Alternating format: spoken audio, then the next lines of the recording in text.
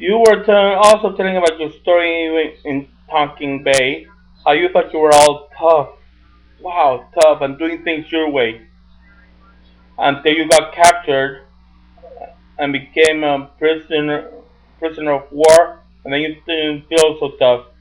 Sounds to me like you're doing the same thing. You're feeling also tough, trying to do things your way, and guess what? You become president. You push through with these policies you're pushing for. You will collapse. You will lead the United States to collapse.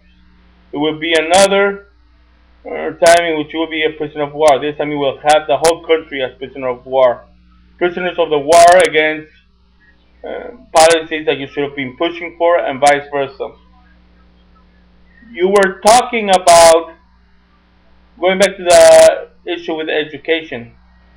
You were talking about recruiting good teachers and making sure bad teachers find another line of work. With your policies, you will not find good teachers. You are discouraging not only the bad teachers, you're also discouraging good teachers with your idiotic company, your idiotic campaigns. How do you recruit good teachers? You make sure that those places where they are working are properly supplied, where their funds are being spent in those schools and not in another one somewhere else. That's how you keep good teachers in place. Because one thing that makes good teachers go bad is finding out that the school where they are at, they're having to beg students for supplies. It's come down to that in many places. You say you want schools to be accountable for parents. That's all fine and dandy. But parents, many times, do not have the knowledge they need to be able to guide education. I have consistently found students that need to be retained, held back a grade to be able to provide a good education, and the parents living in denial say, "No, let him move on." You go leave too much power in the hands of parents, too much school power in the hands of parents.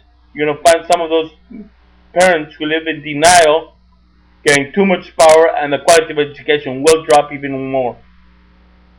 I have consistently found parents who live in such a situation. Um, I've had, for example, a student when I was working at one of these charter schools who showed dire behavior problems. We consistently tried to get in touch with his parents to be able to find some way to remediate his behavior. She never once communicated with the school in 3 years that the school attempted on that. Until the school finally had enough and terminated that child. That mother was over at the school right away. The child was terminated because, due to her mother's irresponsible neglect of the school, the child was caught choking a classmate during a PE. He was terminated for the safety of other students as he was deemed unsafe for other students. The mother immediately responded, uh, taking reprisals against that teacher, second guessing, even though she was not there. Do you want to give that kind of parents that power? Don't take me wrong. There are many good parents out there who do deserve that power. I've had many of those. As a matter of fact, I have many of those with my kindergartners right now. I'm teaching at different grade levels since I got out of teaching high school. I have a lot of decent parents now, but there are also a lot of irresponsible parents out there who will not do anything until they see that their child is already being um, rep, terminated or retained. We need to give the power to the teachers who have spent their whole lives studying how to best serve our kids. Only to when we get out, we are forced to use methods that go directly against research, just because of some moron without a teaching credential holds an office of Secretary of Education.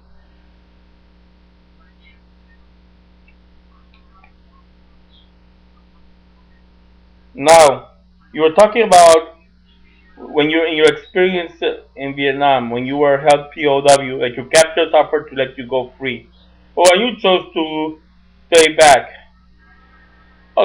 get real. If your captors, this comment here only makes me doubt your sincerity even more. Why would enemy combatants who are holding you prisoner free you just like that? Get real. I really seriously doubt that. You must have done something in their favor to come out free.